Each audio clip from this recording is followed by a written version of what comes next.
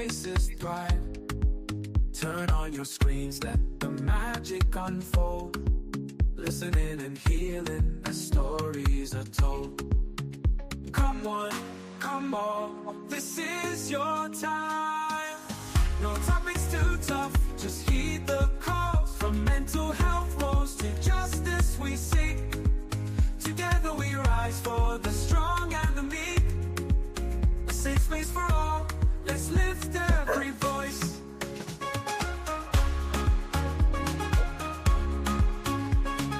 Hello. Hello. Just went live, so just give me a minute. Okay. Sharing our truths, bringing hope to the light.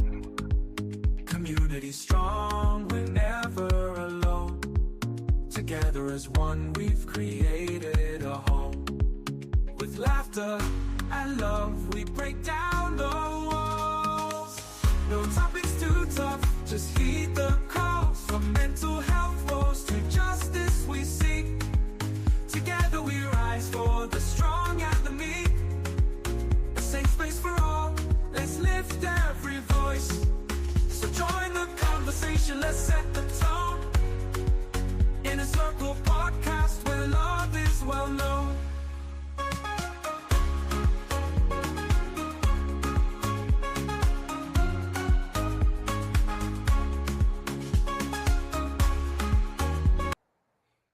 Good evening, folks, and welcome to another powerful edition of the Inner Circle podcast. Today is a purpose-driven edition. I'm your host, Abe Kamara, and tonight we are honored to sit down with a man whose story is not just inspiring, it's emblematic of the American immigrant journey. Born in Liberia, shaped by experience, and now running to represent District 34B in Minnesota in the Minnesota House of Representatives. Please help me welcome a community leader, Erickson Saye to the Inner Circle podcast. Erickson, welcome. Thank you for having me. Yeah. So Erickson is one of three candidates vying for the Democratic primary that is going to be held on August 12th. Here at Inner Circle podcast, we had one of the candidates last week, and we have decided to give every candidate the opportunity to come on here to, Broken Park or District 34B has a huge immigrant population. So want to make sure we give every candidate opportunity, because here at Inner Circle Podcast, we are here to amplify, empower, and elevate immigrant voices. And we think Erickson Saye fit that bill. So again, Erickson, welcome to the show. And before we get started, folks, this is the Inner Circle Podcast. Please follow us on Facebook, subscribe to our YouTube channel, and wherever you get your podcast, Apple Podcasts, Spotify, everywhere, join the movement. If you want to join the conversation tonight, if you have a question for Erickson, please put a comment in the chat or call our number 952-594-5154. And sorry for the late start. Normally we start at 7:30, but Erickson had a conflict, and but we made it happen. So he's here. Erickson, welcome to the show. Thank you. Yeah, I would also like to apologize. There was a candidate forum with all the four candidates that was happening at the Capitol, at City Hall. It's happened at City Hall that just finished, so I was able to rush over and just hop on. I apologize for the late start as well. No, you're good. I mean, as running for political office in this country can be, everyone needs your time. You need to get votes. You need to try to speak to everyone. So we definitely understand that. But, as we get started here, tell us a little bit about yourself, for folks who don't know you, folks in the District 34B, or folks listening to you tonight who have not heard about Erickson Saye. Who is Erickson Saye? A little bit about you. Yeah, I am a proud Liberian. I was born in Liberia. My family, my mother, we came here when I was about 8 years old. I went to elementary school in Brooklyn Park here. I worked hard, went to college, got into politics. Started organizing and doing work in Brooklyn Park and Brooklyn Center here because that was my community and I knew my community best. So 2018, I did there was a big coordinated campaign. I worked for the DFL. We were able to get a lot of good candidates elected. After that, I went and worked in the governor's office, Governor Walsh and Lieutenant Governor Flanagan. I worked in their office doing outreach for the whole state. Right, as well as doing outreach for Brooklyn Park and Brooklyn Center here as well, right? And then after that, I became a policy director where I was at the Capitol working with Republicans and Democrat, to get laws and policies passed. Right Okay. after that, I went to law school for 3 years in Chicago, and before my wife and I came back, and we started our family here in Brooklyn Park. So I am a proud Liberian. I'm a proud father, proud husband, and I'm an attorney. I'm an attorney at Hennepin County now. Mm. I continue to fight, continue to move, make sure that people are represented and justice being served through and through. Wow, you have a rich background. I mean, definitely. It seems like, you have been in the community for a long time. But what do you remember most about your early days adjusting to life in America, as an 80-year-old, right? What do you You remember know, most? it was a culture shock. You Okay. know, like most of us coming to America, the culture is just different. The people Yeah. is different. The Mhm. series is different. Everything is different, right? Okay. And the Okay. English is different. Yeah. So it took some time to adjust, right? I Mm. think for all of us, took some time to adjust. And my mom, who was a single mother raising, 4 or 5 kids, was found her community in Brooklyn Park because there was such Mm. an immigrant population, right? Yeah. A place that she knew that she could count on people, and she knew people knew us, and so Hmm. forth. So we were raised in Brooklyn Park here. But that time it just took some time to adjust, took some time to learn the correct kind of way to act and so forth, and understand the educational process. And for Hmm. me, I took advantage of that education, and I ran Hmm. with it as far as I could, right? All the way to the point today. I have a master's degree and a juridictory, right? I have Yeah. an AD. So again, education is really big for me. Yeah. My mom made sure that I saw the key that in America here, education would take you places. So Hmm. I saw education out through and through. Okay.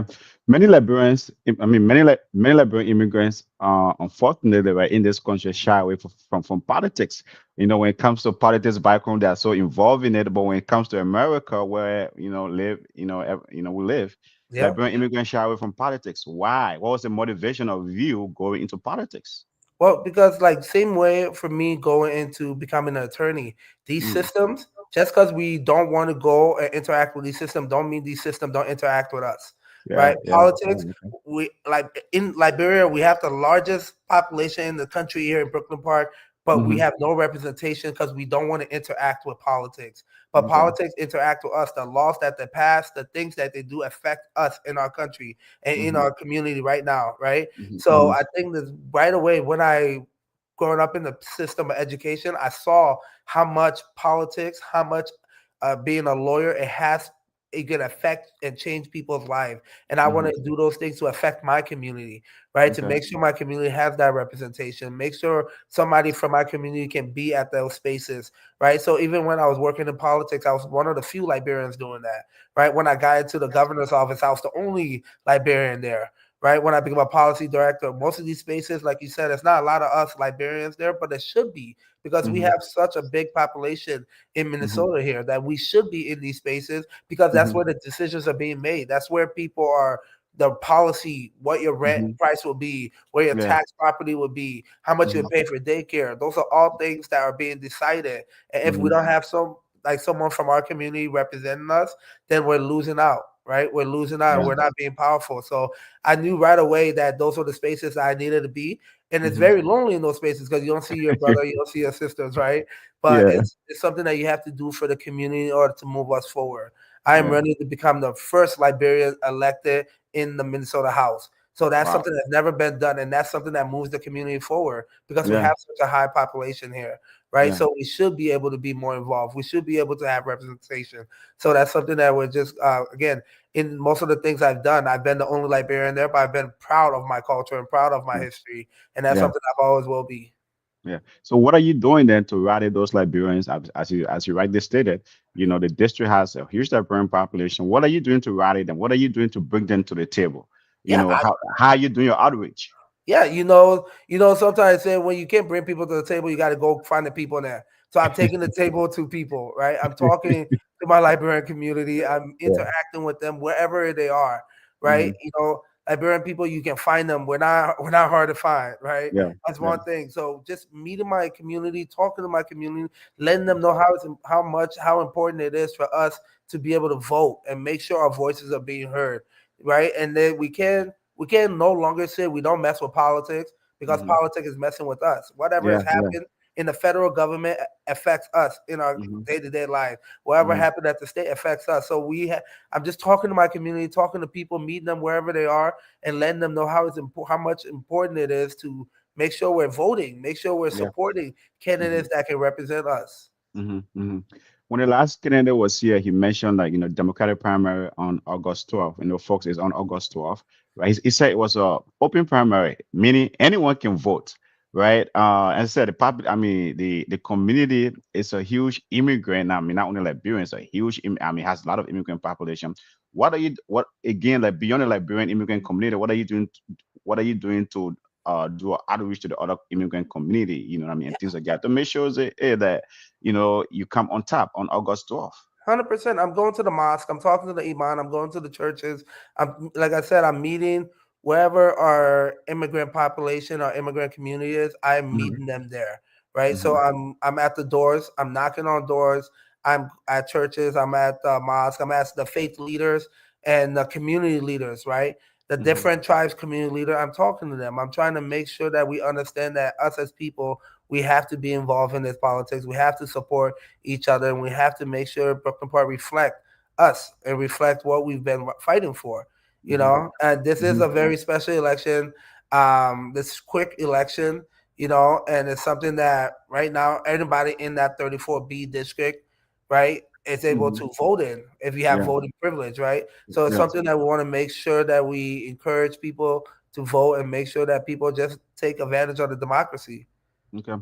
Was there someone or a mentor, a teacher, or relative who made you believe that politics was a space that you wanted to be in? Was there someone that that drove you towards that, or just maybe something you say, "Hey, everything's safe for me. I love politics."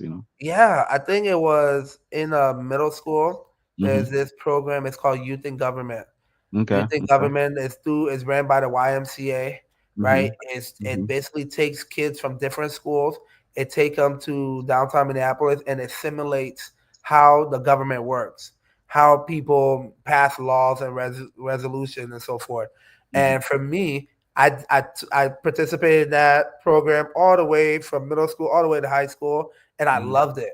I Okay. love the idea that I can talk to people and come up with a resolution. I love the idea that you run for office, you give speeches, you talk to people, and those kind of stuff. It just got me super eager about politics, right? Okay. Okay. And like knowing that again, not a lot of us was there, it made me even want to do it more because I'm like, we need to be here. We need to be in these spaces. We need Yeah. to learn how Hmm. this country works, right? Yeah. How Yeah. this as a middle schooler, I'm still learning. I just came here like I was here probably like by 5, 6 years by then. I'm still Yeah. learning this country. So I wanted to learn as much as possible in Yeah. order for me to be able to be successful in this country. And I was Mhm. like, I took that youth and government thing and I started running with it. I started learning, started understanding how to write laws, how to write bills. Wow. Then I started looking at most of the politicians, most of the people, they had a lawyer background. And then I Yeah. started looking at what a lawyer does. And I started seeing how lawyers fight for people, how a lawyer continue to advocate for Yeah. people. And then I Hmm. started seeing that the legal system affects a lot of people of color and a lot of immigrants, right? Yeah. And it's a Hmm. very hard, complicated system.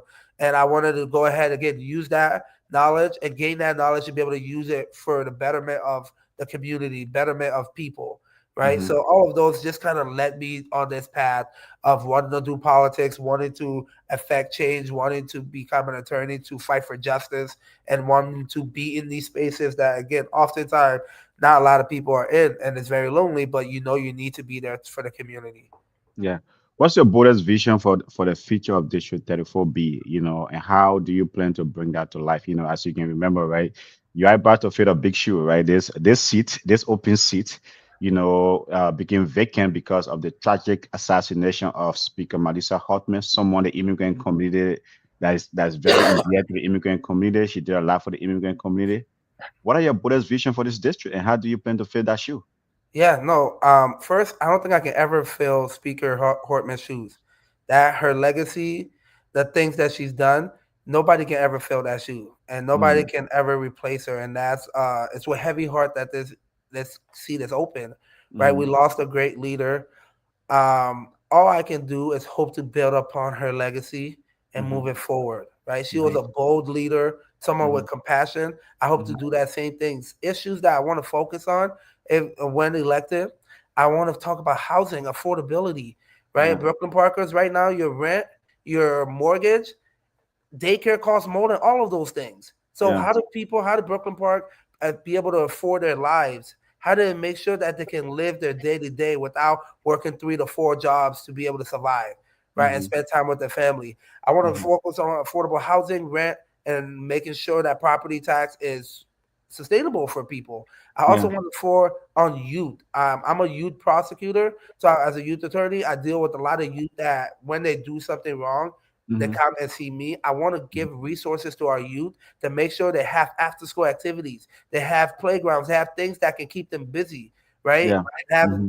support the faith leaders that are already doing those things, even to make sure they reaching out to those youth to keep them off the streets, Yeah. right? And I also want to talk about safety. We, like I said, we lost an amazing leader, but that shouldn't have happened. We got to find ways to make sure that every family in Brooklyn Park feels safe, right? Every family in 32B, I mean 34B is able to rest their head and not worry about somebody knocking on the door. We got to find a better way to protect people, right? And for while we're protecting people, make sure people can afford their lives and be able to move forward. And not only Hmm. just afford it, but thrive. People should be able Yeah. to save some money. People should Hmm. be able to like go on trips. We got to give them the resources and give them the budget to be able to do that.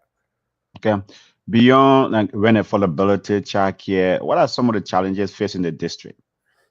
Some of the issues, like I said, on the doors, that's what I've constantly been hearing is this affordability. Right now, the environment is an issue with the air pollution. That's one Hmm. of the things that a lot of people are concerned about. I have a Hmm. 2-year-old daughter and a 7-month old. The idea that I can't walk down the street because of the air pollution is something that we need to address, right? Hmm. So I'm Hmm. talking from affordability for people affording their lives to protection and to air pollution. Those are things that I'm constantly hearing from community members. It's like, hey, what are we gonna do to make Brooklyn Park better and move forward, right? And again, like Speaker Horman did that, and there's nobody that can replace that. How do we build Hmm. upon the bold and the amazing legacy she already did, right? The fight that she was fighting for Brooklyn Parker. How do we keep fighting that and moving forward on bold Hmm. ways? And Hmm. that's what I'm hoping to do is moving forward and build upon that amazing legacy. There are three candidates in this race. What separate you from them, in terms of your leadership style, in terms of your vision, for the district. Yeah. Out of those 3 candidates, I'm the one with the only statewide experience of working with Democrat and Republican.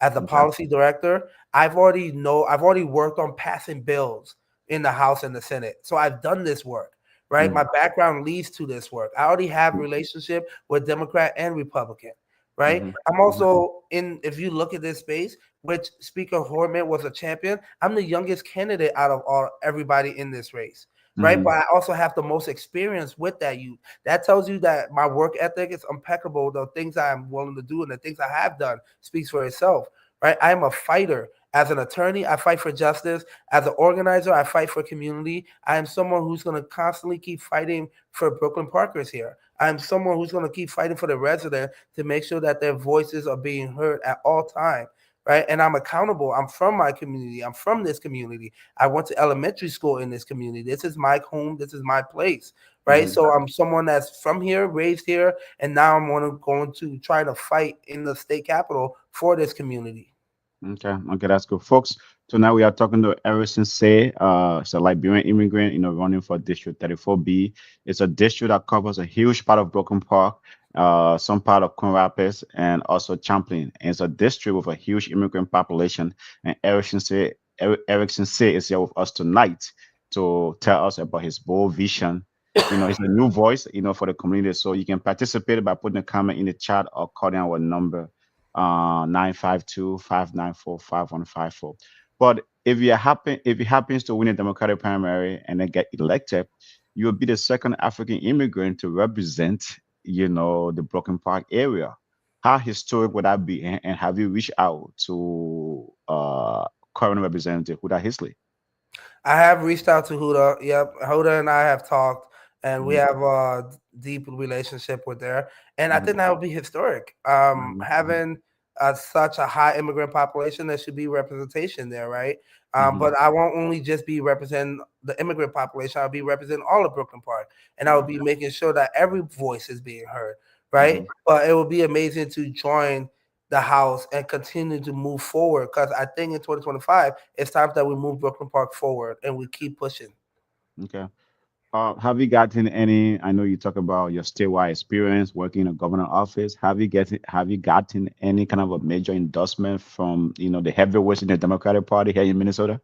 Yeah, so we had a primary, and obviously the primary was put on super quickly, and Hmm. there is a endorsed candidate.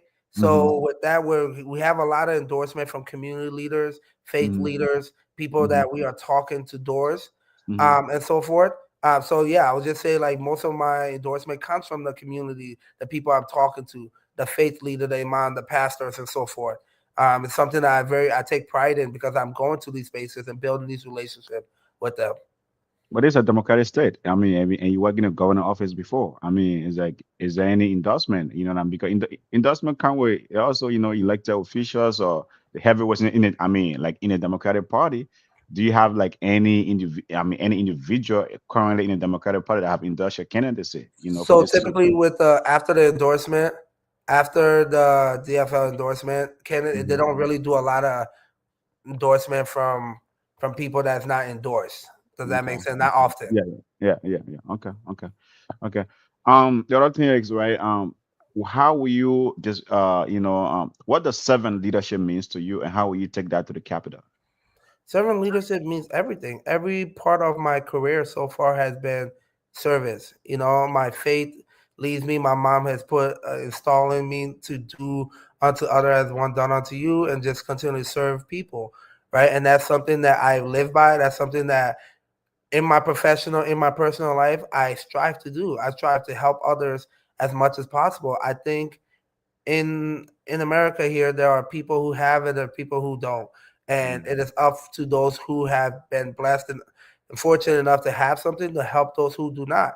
I've been fortunate to work really hard and be in these spaces, and get education and be part of a system that a lot of people are not. So it's my duty, it's my responsibility to help those who are not there and to fight for those who are not there, to make sure their voices matters and their voices count. So that servant leadership is making sure that you look back and you help your brothers, you help your sister, you help those in need at any time. So it means a lot to me. Okay. The other thing is, right now we live in an environment that, people believe politics is broken, it's so toxic, as you referenced earlier. What gave you hope that you can bring change at the state level, especially at the state capital? Yeah, I think the relationship I have already with both Republican and Democrat, and then also I'm the person, I have a wife, right? And my wife and I, we compromise on things in order to make a marriage work. And I believe that you have to compromise and work with people, right? I'm also going into the Minnesota House, where it's a divided house, Mm. right? It's a divided Mhm. government. So in order to really work for the people, you have to be able to negotiate. You have to be able to build relationship, and you have to compromise at times to really get some things done. And I've done that. I plan to do that. I plan to build on that, build those relationships that I already have. Okay. The other unique thing about this race, right? It features two immigrant. You know what I mean? It's a monk and a Liberian immigrant. I mean, how significant is that? But how? I mean, it's like it seems that you guys might be competing in it. I mean, in the same pot. What separates you from the other immigrant candidate?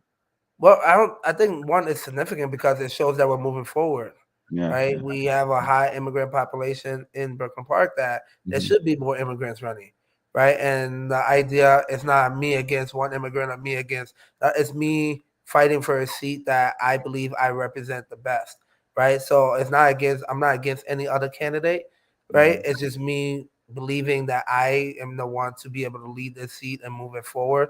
I do think there should be more candidates from every demographic running for office more. I think we Hmm. all need to be part of the political system and being part of politics. Even though we sometimes think politics doesn't like it's not part of us, we got to be part of politics. Hmm. Hmm. Again, right, just in line to that, right? I mean, right now, I've said many times on this show, on this platform, we have our electoral features on here. many times on this platform that we live in a current environment where it feels like immigrants are under attack, right? You know what I mean? I mean, it's like there's a campaign against immigrants. You know, there's an immigration crackdown, current immigration crackdown going on. Why did you decide in this moment, in this divided moment, in this toxic moment, that it is the best time to enter politics as an immigrant?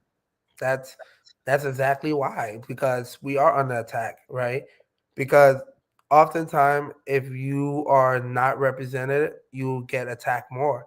And this is Hmm. more than ever with everything happening with the federal government. We need someone who has the lived experience as an immigrant to push back on some of those laws, to make Hmm. sure that Minnesota, Brooklyn Park doesn't change from the amazing place that it is, right? This Hmm. melting pot where we have a diverse wide of immigrants living. We shouldn't have. We need a leader, which Speaker Hortman did, and I hope to continue to push back against the federal government to not come and affect and attack our community. We have worked so hard as a community here to make Brooklyn Park what it is, and I have seen that firsthand. I have lived that firsthand, and I have the experience. I have the lived experience as well as the professional experience to go to the state capitol and make sure we continue to fight for immigrants and make sure we continue to protect our neighbors and immigrants, right? And make sure we push back against whatever is happening in Washington and making sure that we keep Minnesota safe, make sure that we keep our neighbors safe, and we support our immigrant brothers and sisters. Okay. How can folks listening to you, whether they are in District 34B, you know what I mean, get involved with your campaign, you know, just beyond the voting, right? Is that because you are, I mean, beyond Broken Power, beyond District 34B, there are Liberians all over the state where the Somalians are good at, even though they might not be living in a particular district, but they are good at riding around their candidate. The monk seems to be good at that. How Liberian listening to you tonight that are not in District 34B, how can they get involved in your campaign to help you out? 100%. You know, with most campaigners want through money and door knocking, money and foot Okay. foot on the Okay. ground. You know, Okay. so people can visit my website, Erickson Saye at .com, Mm-hmm. ericksonsaye.com. You can Mm-hmm. fill out information to either come door knock, talk to Mm-hmm. communities, or you can donate, right? A Mm-hmm. lot of the campaign went so fast, there's a lot of financial aspect of it, right? And that's one of the Mm-hmm. toughest things. And that one of the things that makes people not want to do campaign and makes especially immigrants not want to do campaign is the financial burden that comes with it, right? Mm-hmm. In order Mm-hmm. to uplift and in order to support, we have to support with doors by talking to people, by knocking, by voting, but also financially to make sure people have what they need to be able to do a campaign. So if anybody wants to get involved, ericksonsay.com. You can come door knock with me. You can come phone bank with me. You can host a fundraiser and you can donate. I think any ways anybody can help, I would greatly appreciate it. Okay, sounds good. Sounds good. Folks, you heard that it's ericsonsaid.com. You know, you can go to the website and help him out, right? As I said, the other communities are good at doing that. And it's their own, to those like being listening here tonight, wherever you are in this country, you know, you can contribute financially because as Erickson said, you know, politics and campaign is very, very expensive in this country. So wherever you are, so Liberian, if you see the need, we encourage you definitely, you know, to help out. And the website is ericsonsaid.com. And if you live in a broken park or if you live in Minnesota, you know, he said you can definitely help him to, you know, to door knock or whatever way in which you can. But the other thing though, right, how will you describe the momentum of your campaign, right? As you go door knocking, as you engage voters, potential voters and voters, Yeah. how will you describe the momentum of your campaign? Man, I would say a lot of excitement. Even we just came from this candidate forum. It was a lot Mm-hmm. of excitement around our message, a lot Mm-hmm. of excitement around a fresh face, a new face, Mm-hmm. a bold leader. People are really excited. When I'm talking to people at the door, they look at the resume, they look at the work I've done. They're Mm-hmm. really excited for the opportunity for me to lead this district. Right. Mm-hmm. And I think there's a lot of energy within our community that we have a new person ready to run a whole seat and want to Mm-hmm. represent our community, right? And like you said, I think there's not a lot of people from our community that are doing this. So people are excited, people are eager, people are supportive. That our community is really coming out and supporting, and we just need to continue to do that. This election, next election, we got to keep building the momentum. But right now, there's a lot of excitement around the campaign, a lot of excitement and the possibility that this primary is going to come and we're going to be successful, and we're going to start making history by having the first Liberian, right, state representative, and we're going to continue to build on that, right, and we're going to continue to move forward and see how best we can represent all communities in Brooklyn Park here. I mean, Liberians have been here for a long time, I think all the way back in the 70s, and things like that going all the way back, like Liberians have called this to their home for a long time. How shocking it is to you or surprising it is to you that Liberians have not been represented at the state level? It is shocking. It was shocking. Like, and this is where we need to change our mindset and be a little bit better.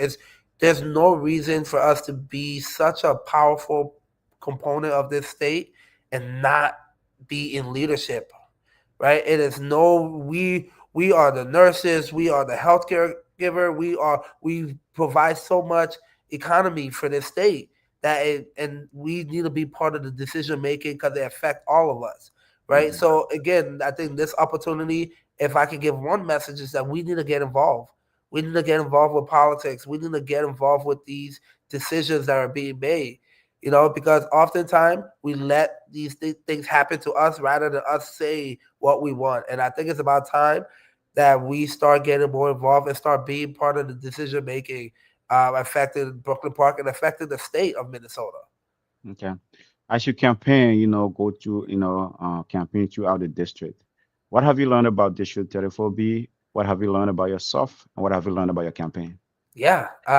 Well, I've learned that our Brooklyn Park here, our neighbors, we take care of each other. We are we are very Brooklyn Park is a very special place with the diversity that we have, right? Hmm. And I think now a lot of like cities have that, right? And the fact that we are majority people of color here is a very unique thing. And as you're talking to people, you just see how neighbors are just talking up for neighbors, and neighbors want to protect neighbors, and how much what happened in Brooklyn Park affected everybody, right? I think what I've done, I've worked in politics and I've worked on campaigns a lot.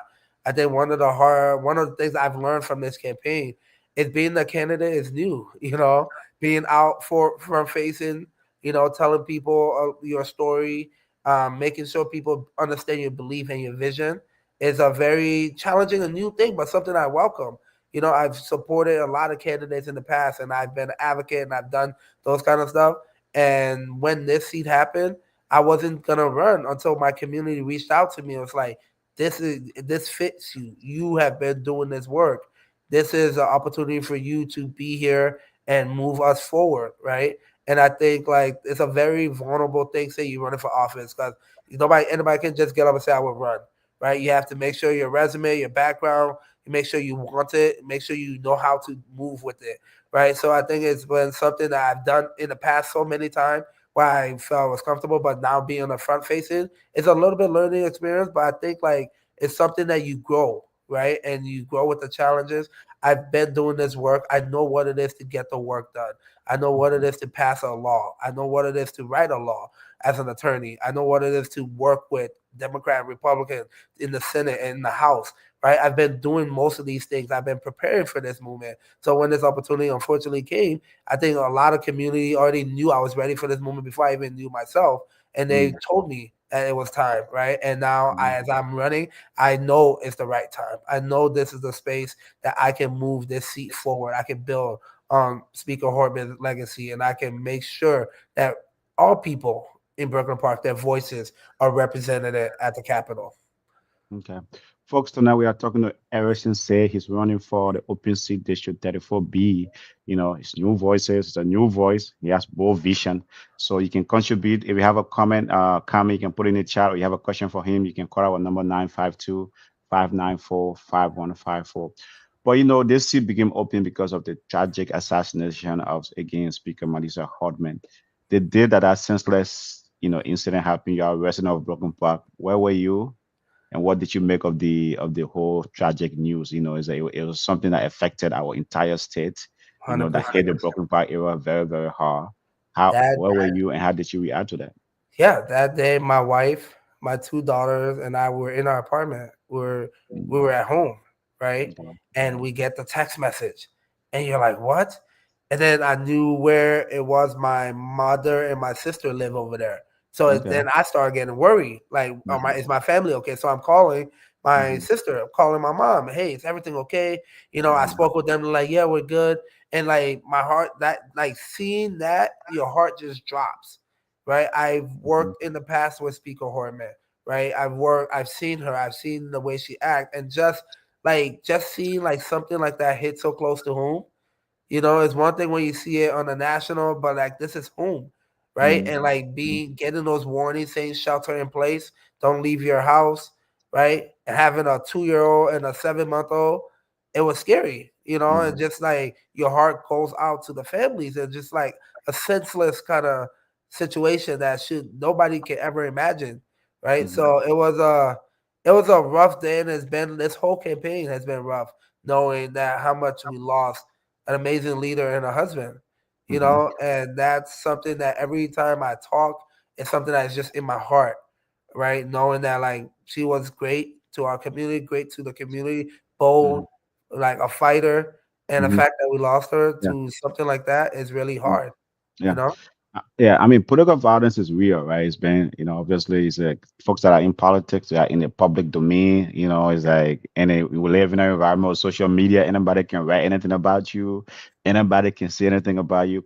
With such negativity in politics, and as I said, with the negative energy towards immigrants, what would say that I say, okay, this is the moment that I need to enter this race. It is safe for me to enter this race, and I'm waiting to challenge it head on.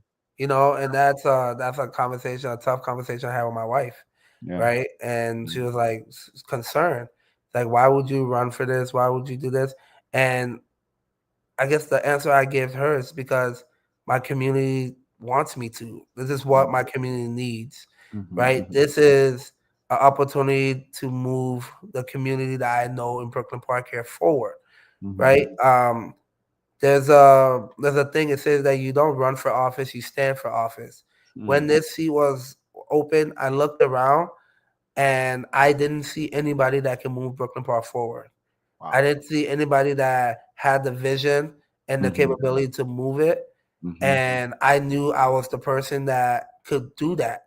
And that's why I ran, because again, this is not something I ever thought about running or planning on running or anything like that, right? But an unfortunate situation, losing such an amazing leader and knowing that I feeling that I'm the person that can move and continue that legacy, and the support of my community and the backing of people around me made me throw my name in this race and made me make that bold decision, even when things are like a very scary, and like you said, the waters are very hot, kind of say.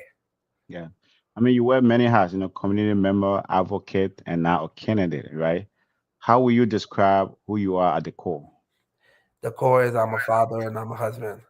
Those are my and I'm a Liberian, and I'm a son, and those are the key things that matter to me, right? My Mhm. wife, my children, my family, my culture. Those are things that I'm proud of, right? You can resume, nothing like that means too much, but who I am to a core is I'm a son. My mom is my everything.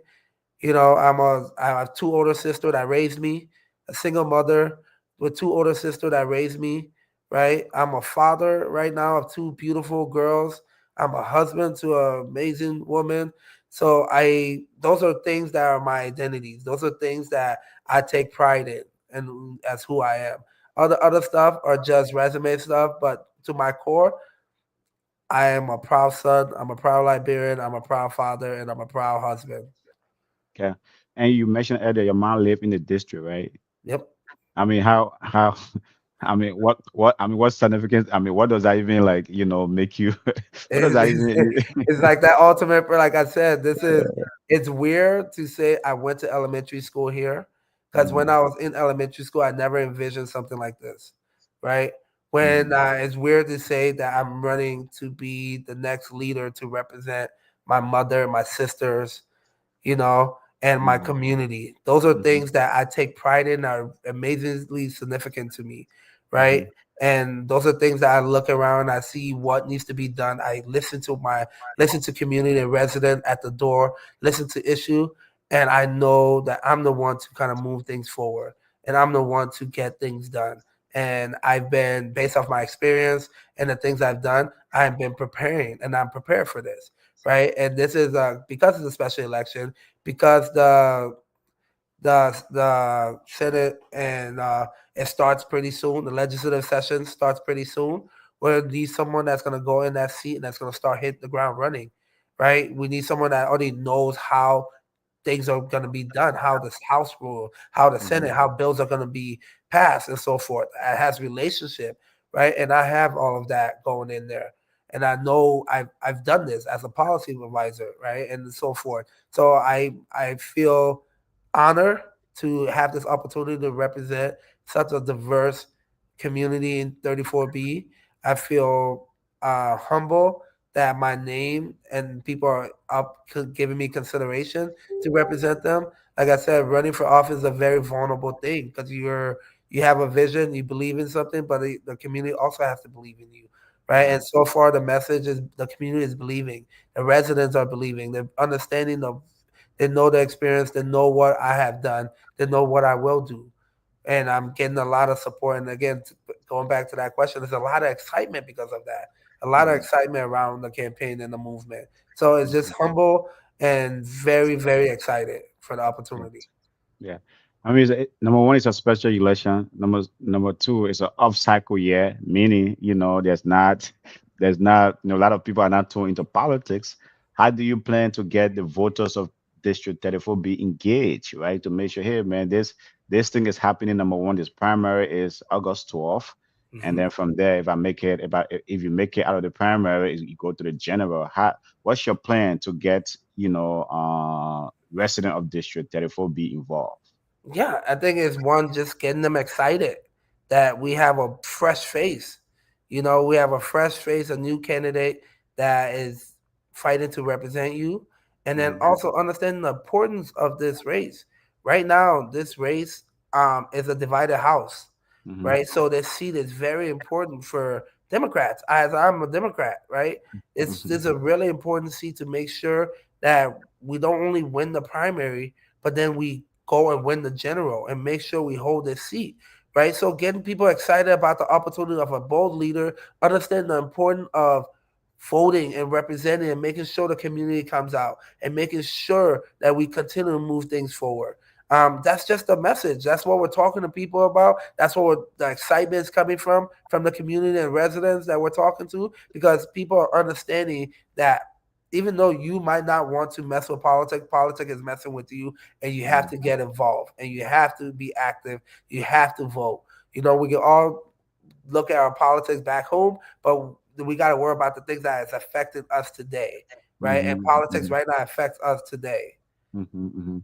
I mean, you keep bringing up something where that I kind of it keep kind of resonating with me. So it's like we don't like to mess with politics, but politics is messing with us, right? Agreed. That's a true germ right there because a lot of immigrant, right? Not only Liberian immigrant, you know what I mean? But a lot of immigrant that come to this country, they just want to make a living. They Yep. just want to don't. Is it what? The politics for the politician, it's for the Exactly. folks that were born in this country, Exactly. it's for the native of this country. I don't want to be part of it. But you keep Exactly. bringing that up. You keep bringing it out. It keep resonating with me. Why? Because it's true. Like we want to live our life, but we understand that the decision that people are making affect our life. Your house, your rent, your child care. Right now, daycare, you literally pay more for daycare if you got like a 2-year old to 4-year old paying for daycare more than some people pay for rent. We can't keep thinking that we just want to live our life and not and just put our head down and think that we'll be okay, because the decisions are happening without Mhm. us is affecting how much we live our life. And this is what I'm saying. Like, we cannot choose no longer. We can't live in this country any longer and say, oh, it's for the people that don't book, it's for this, it's for that. Because that all that stuff affecting you, affecting how Mhm. you're doing, Mhm. affecting how you're living. The Mhm. federal government making decisions on immigration is affecting us, Yeah. right? And those are the Mhm. things that we got to understand in this country. Even though we come here, we live it, we have to get involved. We have to have a voice. That's Mhm.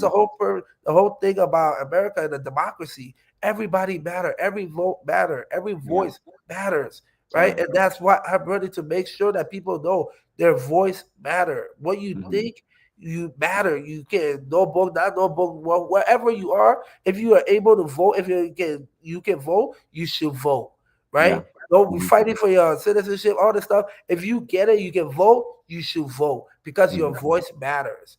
Okay. Stop. We gotta stop change our mindset and think that just because we don't want to mess with politics, that our life will be simple. Politics is everywhere, Yeah. right? The gas Yeah. price is politics. Your Yeah. water bill is politics, Yeah. right? The Mm-hmm. food you get is politics. Yeah. Politics is everywhere in our life, and it's time for our community, which is such a large community, to Mm-hmm. really start engaging in politics a little bit more and Okay. understand that we have power, we have a say, right? We should be Yeah. using those voices. Okay. There's a question here, right? Like, Melissa did a lot for the district, for the resident of the district. How do you plan to continue that work, that legacy? Yeah, I think Speaker Hortman was, again, like I said, she did do a lot. She represented us so well at the Capitol. She was bold. She was not afraid to make decision and make sacrifice, not Mm-hmm. afraid to compromise at times, right, and not afraid to stand up against anyone. And that's how I plan to continue that legacy, is being Mm-hmm. bold, but also being compassionate. She was a friend to everyone. She built Mm-hmm. relationship. When she spoke with you, you left thinking that you made a friend there, right? Yeah. She didn't make animosity, didn't make any of that. So that's how I am. I plan to be at the legislative. I am going to be bold. There's times when there's time to stand up. There's times when there's time to push back, but there's also time to compromise. There's Okay. time to compromise. There's time to build friendship. Like I Okay. said, the House right now is divided. Anything you want to do, you need both Republican and Democrat. You Mm-hmm. have to build that relationship. And Speaker Mm-hmm. Horman was amazing with that, and that's something I plan to continue to do. For folks, who don't folks that live in the district who don't even know there's a special election, who do not know that maybe there's a primary August 12th. What do you say to those folks? How can they get involved in the process? How Yeah, do they know, like, where do they go? Maybe, I mean, it's like, do they have to go and register? There's a lot of immigrants are not ready. You keep bringing yeah, that team up. A lot of immigrants are not even engaged in politics, right? yep, They are not messing with politics again, but politics keep messing with them, or yeah, politics messes with them. But how do they, like, hey, where do I go and register? How do I get yep. involved in the process?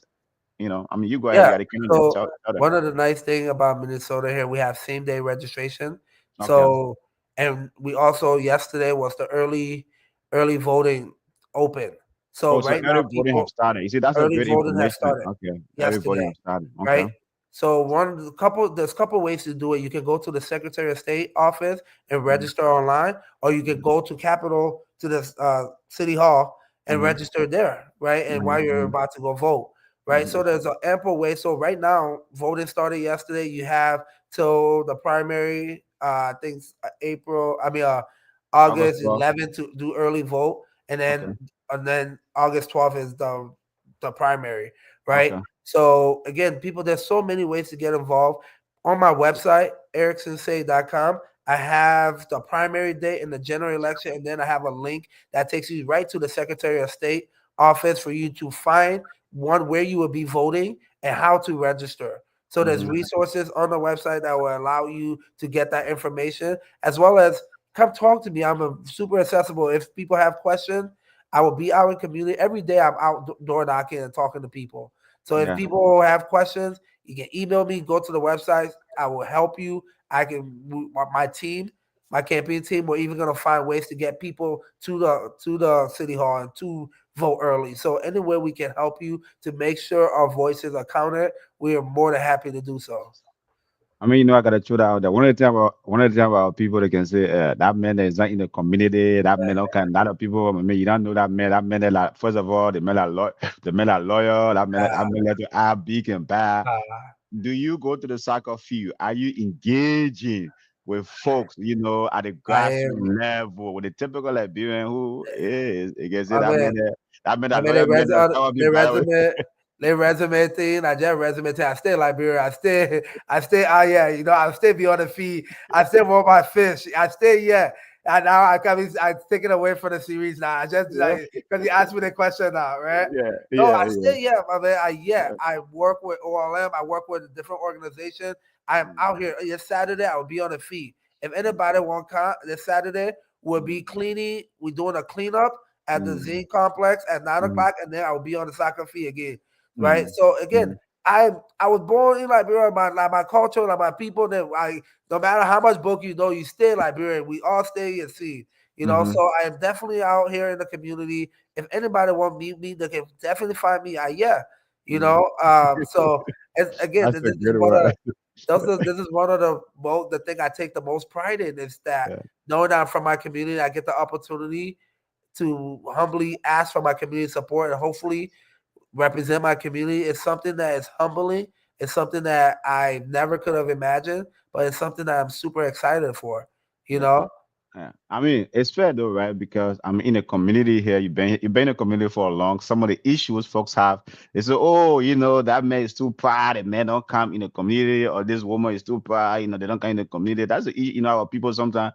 The things that they got problem with you, where you be wondering, okay, really? That's the kind of issue you got. and But it's a legitimate issue. It's a oh, legitimate issue, and right? How you addressing that? How you making sure that hundred stigma does percent. not stick on you? 100%. And that one I talking to the faith leaders, I going everywhere, right? Mm, But I will also say one of the thing about our community that I love and I think we can definitely get better.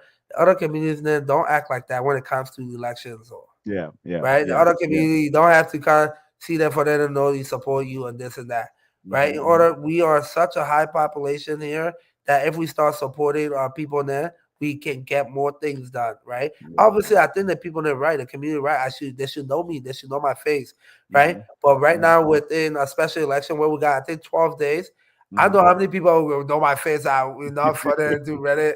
I will Yeah, be here. I always here, right? yeah, But if yeah, yeah, everybody wanted to see me in my face and everything yeah, before they yeah. vote for me, then I know, right? Yeah, But no, no, this idea here, I say that it's like we need to get to a place where what we do, not every candidate, when it comes to the people that vote in our community, not every candidate has met with people and they still support yeah, them, yeah, right? yeah. So let's be Mhm, consistent of doing the same thing that we do for other candidates and other people mhm. to our own community, right? Yeah, Let's make yeah. sure that we are building and uplifting that, right? We Mhm. can't do something for one community, then one of our own come, then we put all the extra teen and say you gotta do this, you gotta eat my dry rice, you gotta eat my fish first, and all this other stuff. Which I agree. I want Yeah, to do all that stuff. If somebody cook dry rice, I will be there. yeah. I will be there to eat. But right Even now the with this, Thomas, even the Thomas shall say, "Oh, you appear there." eh, Necessary, necessary. you know, Yeah, yeah, but with the election, with it being such a quick election, yeah, 12 days left, it is going to be very hard for me to meet yeah. everybody in our community in order Mhm. for them, or if they say that's the only way they will support me, right? Yeah, So obviously, I appreciate you guys' podcast that reach out to the community. I am always down to meet our community. I'm always down to meet Brooklyn Parkers, yeah, resident. Right, I yeah, want to make myself accessible as much as I can because the kind of leader I want to be is when I'm elected, I want to be in the community. I want people to see my face consistently, right? mhm, I don't want to mhm. just come around. Oftentimes, what I've been hearing when I was organizing is that during the election time, that's when people come around. That's Yeah, when people start talking to people there. When the mhm, election coming, I don't yeah, want to be that kind of leader. I want to be that leader that you see, you recognize that you have any issue, small, big, you can mhm, talk to, right? mhm. That will be there and support you. And that's why it's so humbling to be representing my community because I know my community will be the same one that will hold me accountable, right? And Mhm. if I don't do these kind of things, there will be a same one that says, "My man, you got to act better, you got to behave, you got to do this." So that's the Liberian community. We know we hold each other accountable now. So that's the most humbling thing that I have is just running Yeah, for this community and trying yeah, to represent this community and represent Brooklyn Park. yeah, Talking to yeah, people, representing not just Liberia, but the immigrant and the Ghanaians yeah, and yeah, Nigerians, everybody yeah, in this community, all our yeah. immigrant communities. So Mhm. I mean, okay, obviously you mentioned earlier that, Broken Pie is dear to your heart. That's where you grew up. And Miss Denise Butler is saying here, you are not new to the community, Kim, by the father you went to Chicago. I mean, you left, the land of 10,000 lakes. What brought you back? What brought you back to the land of I 10,000 lakes? mean, What brought I you mean, back? like my family, my mom, my Yeah. sister, and then my brother, and then Chicago. I went there for school, and Mhm, I didn't have no family there. mhm, I grew up around my family now. My family, mhm, my everything. And mhm, that's part of who I am. So it was my wife and I, and then we had our first daughter in Chicago. And Mhm. like when you have those kind of things, I in law school, I going. We just want to, and Chicago very fast. We live downtown, so it's very fast. We Yeah. wanted to raise our daughter around our family in a place where it's just quiet. And that's what Brooklyn Park is. Brooklyn Park is a family oriented city, right? You have the place where you can be a quiet spot, and then if you want to go downtown, you can go downtown. Nothing's small, Yes. Yeah. right? So you can Mhm. have all of that. And I think we wanted to raise our daughter, both our daughters now, in a community that is diverse, that she can see herself. That both of them can see themselves represented, and they can see their people, their peers, and those kind of stuff. Brooklyn Park is an amazing city that is really good for education, for healthcare, for children, right? And Mhm. that's one of the reasons. On top of my family being here, this is just like where I felt home.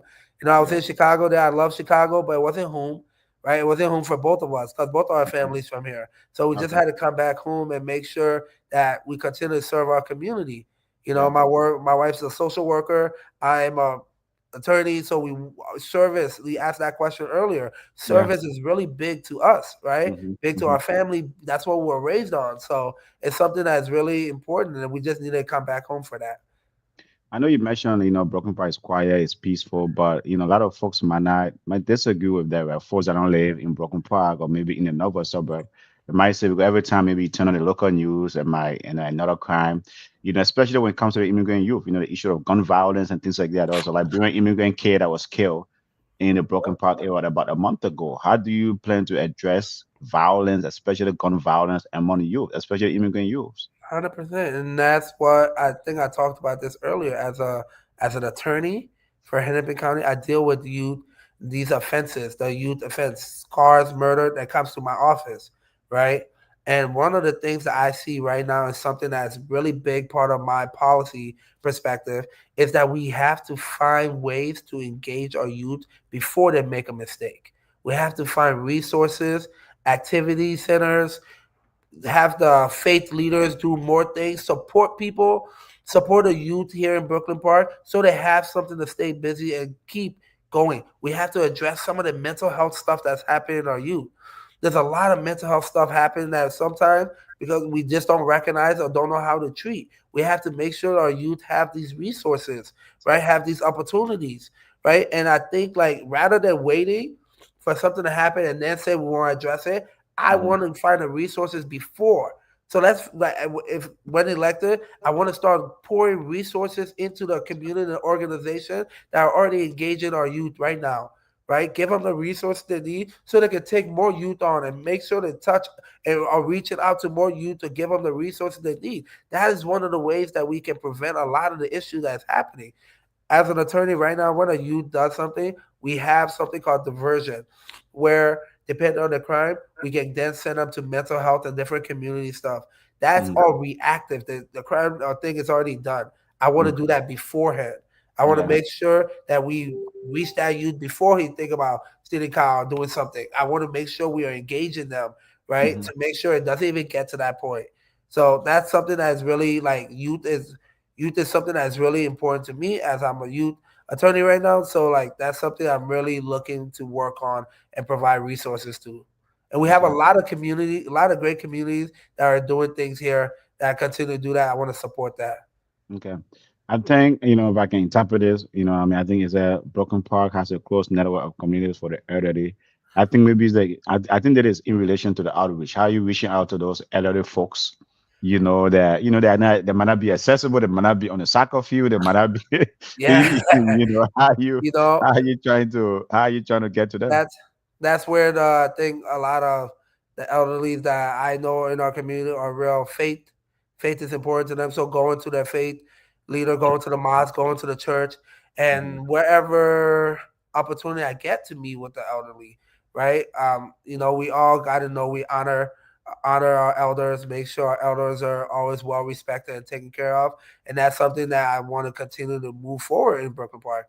Our elders, if you get to the place where you're at the place of retirement, you deserve to be able to retire in peace and not Mhm. have your social security cut and not have these things and be able to afford your life.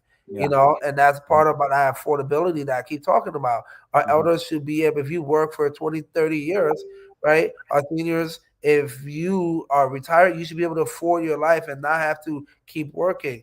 And Mhm. so I would love to meet with the elders. I want to continue to communicate and just kind of build that relationship with them. So where, like I said, I'm visiting mosques, I'm visiting churches, trying to talk to as many people as I can in the next 12 days, right? Okay. My team is constantly, we're door knocking, we're talking to communities, we're making sure communities know that the primary is happening and then know that I am running. So we're on the ground a lot. So Yeah. it's Okay. a everyday thing right now.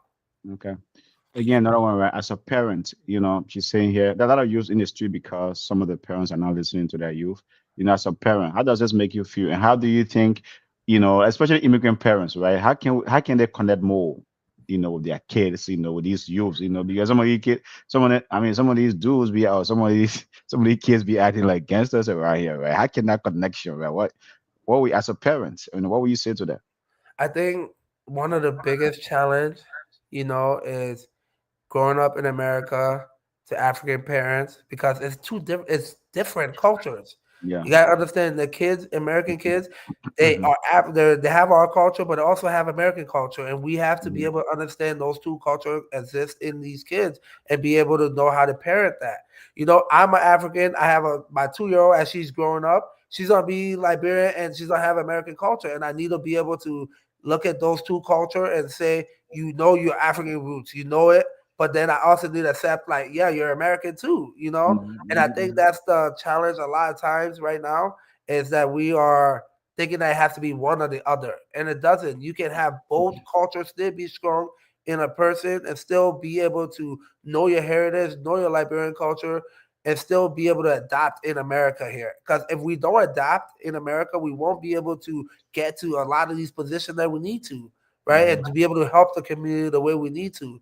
Hmm. But adapting doesn't mean we lose our culture and lose our identity ever, right? We can do both. We can have our identity, but we can also adapt to this culture and the way things work here as well. What does success looks like to you or means to you in terms of winning this race and trying to change the Liberian consciousness around politics? I think success for me is winning this race and having our community know that when we vote, we get results. When we Mhm. vote, we get results. And then from there, our community going forward and knowing that, oh, last time I voted, we got a result. Let me make sure I vote for the person I want to vote for. Yeah. Right? Let me make sure that, yeah, they know who I want to vote for, the candidate I want him there, I will vote for him. Mhm. So sometimes, oftentimes, we just vote to say we vote, but we don't vote. A lot of times, when I'm hearing people don't vote because they don't feel represented.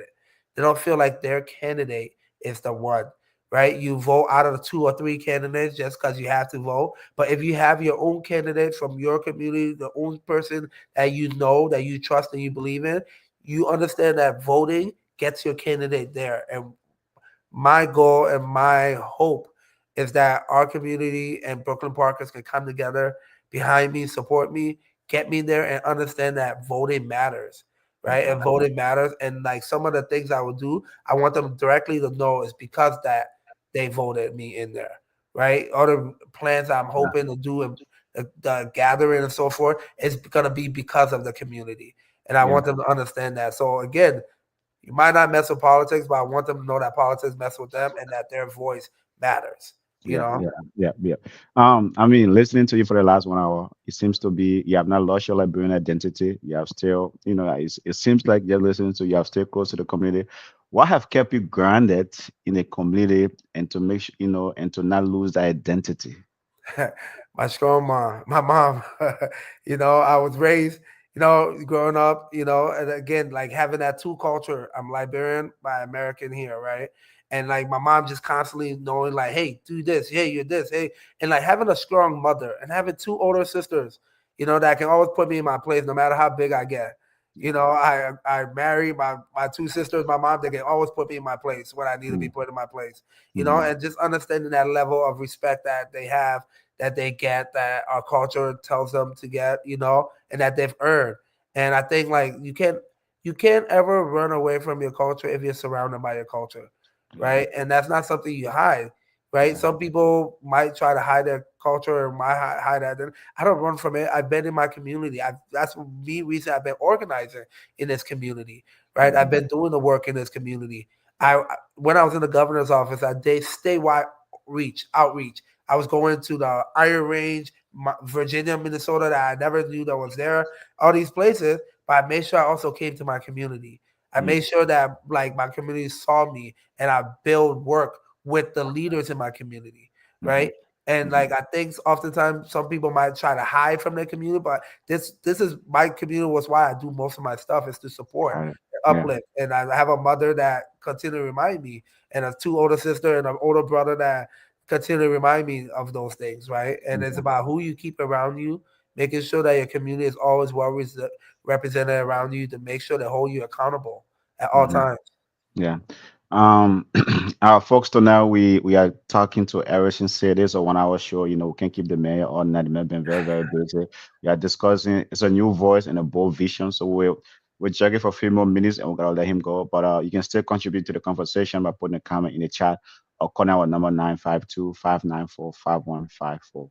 But to the immigrant, especially to the Liberian kid, Liberian youth listening to you tonight, who says, "Man, I want to be like Erickson Saye. I want to follow his footstep. It's like I want to do what he's doing." What's the message to them? Do it. If I can do it, you can do it. Right? With anything, as a former, one of the things I learned early on is I was good at sports. I was good at football, American Mm, football, right? I mhm, learned that you have to be the hardest worker at everything you do.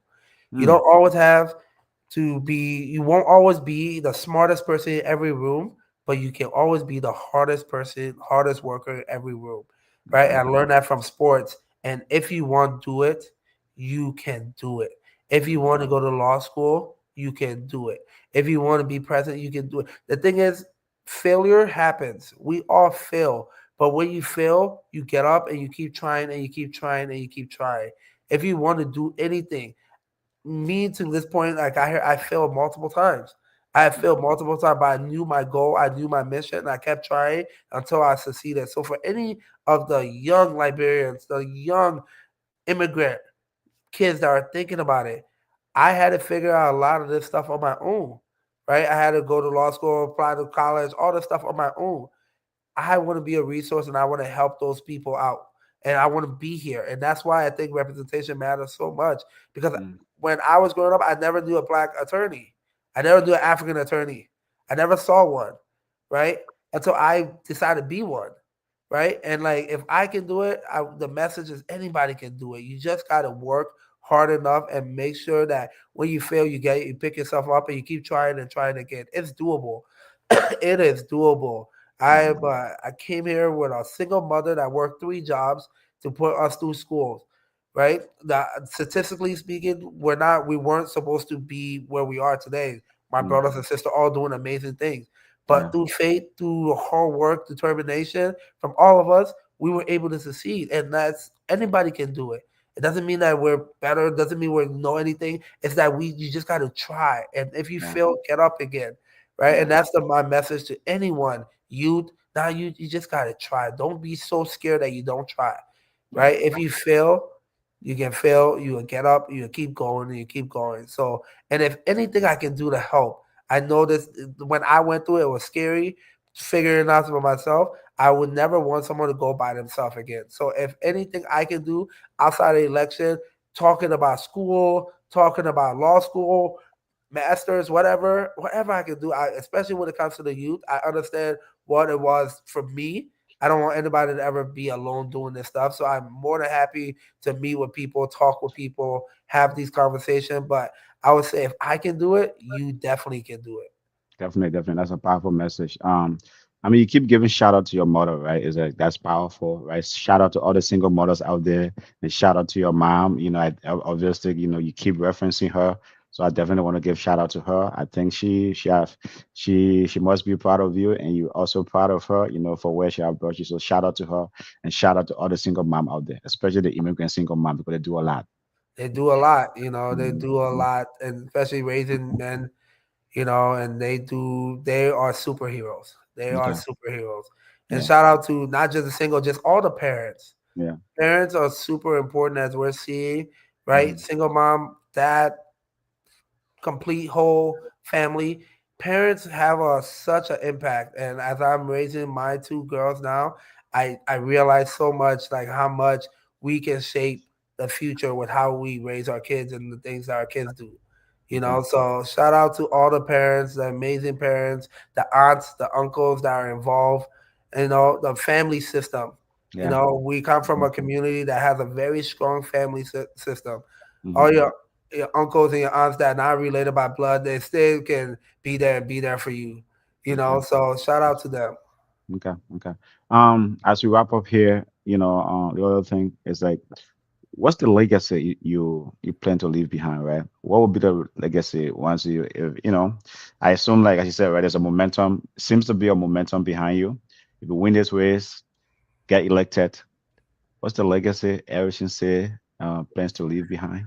The legacy that I hope when it's all said and done, that I can just be the person that opened the door, everybody start running through it.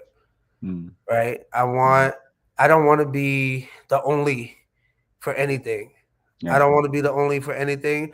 I don't want to ever be that. I want some. If God bless me that I'm the first to open a door, I want 5, 10 people coming after it, right, Mm, and going further than me, mm, right. Right now, whatever I my life goes, I want the next person to go 10 times further, twenty yeah. times further, 30 Mm, times further, and that's how our progress happens. Is by everybody that comes after just keeps taking a step forward, right. I okay. don't think that I am the end all be all. I think I'm in this space right now. It's the right time, right place that I can open a door that hasn't been opened before. And then I know there's going to be so many young older, educated people coming through that will do so much more for not just for Brooklyn Park, not just for our community, but for all of Minnesota. So my Okay. hope of legacy is one that builds on the legacy that Speaker Hortman left, and but one that is someone that opens doors that just everybody runs through, right, and becomes a bridge builder for making sure that we get on that side and the other side. What keeps you awake at night? You know, the Bills, my man, Bills, Bills all day. I told you, child care, boy, expensive than anything. Bills all day, but no. What keeps me on? I guess this idea, this sense of like responsibility I have.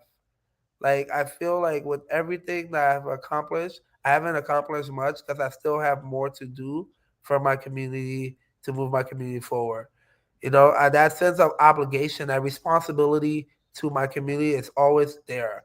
You know, and I until it's my time, I just don't feel like I've done it yet. I don't feel Mm, like anything I've done is enough. I still have more to help and more people to help and more doors to open and as much as possible.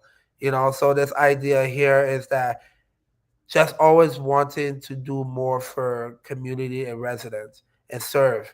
No, that's one of the things that I constantly I'm thinking about is how can I continue to help people? How can I continue to open doors and make a difference? You know, it's that's the search and that's the journey that I'm constantly on. It's like just to affect change and change. If it's not on a big scale, little scale, like change, have a ripple, right? When it's all said and done. For folks that have not met Erickson Saye before and listening to you tonight, what's the one word that describe you? That's a good question. Ah, what's the one word that describe me? I'll say Do you- family, Okay, family. Okay. family. Or I would say if I had to say like outside of that, it's determined. Determined. Mm, mhm. I know the goals I have. I know the plan that God has put in my heart, and I am determined to work as hard as I can to make those things happen. And if I fail, I fail, but I'm gonna push as hard as possible. And what is for you to see your face at the end of the day. Why should folks vote? Why should folks in District 34 be vote for you? Because I've done the work. I have done this. I have been in the community. I've built relationship with both parties. I have done the legislative work. I've been a policy director. I have the experience and I have the lived experience to move and bring our community together, right? And I think that out of all the candidates, I'm the only one with the statewide experience. I'm also the youngest, but the person with the most experience in this race, and I'm one that unites our community to move us forward. And I'm Okay. ready. I have a plan. I have a vision. I have things that I know how to get done, and I have a track record of getting those things done. Okay. Well, thank you so much, Erickson. It's been a pleasure talking to you tonight. It's been a great conversation.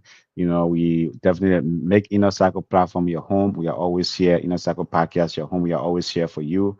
And things like that. Whatever we can do on our part, to elevate your message, to amplify, to empower, and to elevate your message, we are here. But that's what we are here for. We are a platform that will amplify, empower, and elevate immigrant voices, and you sort of fit that bill. So lastly, then, what is the message you want to leave with the folks tonight? Folks that have been listening to you over the last 1 hour, It's folks in the same. District 34B, what's the last message, your last word to them? It's the same message I've been saying on people. Just because you don't mess with politics doesn't mean politics don't mess with you. Please get involved, vote, donate, door knock. We all need to get involved with politics because politics has definitely been involved with us. So Mm, again, I hope I can earn your support. I hope I can earn your choice, your trust. I hope I can earn your voice. This is something that is bigger than just me. It's moving our community and our in Brooklyn Park forward, right? mm, So again, I really hope I can earn your trust and your voice. But get involved. We need every immigrant community to be involved in the political democracy. So okay. please get involved. Well, thank you so much, Erickson. And folks, that concludes the end of our show tonight. It's been a great conversation. All the information is on the Secretary of State website to register. And you can also go to Erickson Saye website. Is Erickson Saye.com, right? Yep. EricksonSaye.com. Okay. And is that a phone number also folks can reach you at? Is that also accessible, or just the or There's, just the there's an website? email. There's an Okay. email on there Okay. that I check Yeah. regularly, so people can Okay. definitely email. Okay, but call the email. I mean, while we're here, give all the resources to the people. Why definitely, call that one quick as well before we wrap up here. Yeah, yes. So you can definitely reach me at. Let me make sure I get it yeah, yeah, correctly yeah, for y'all. yeah. Yeah.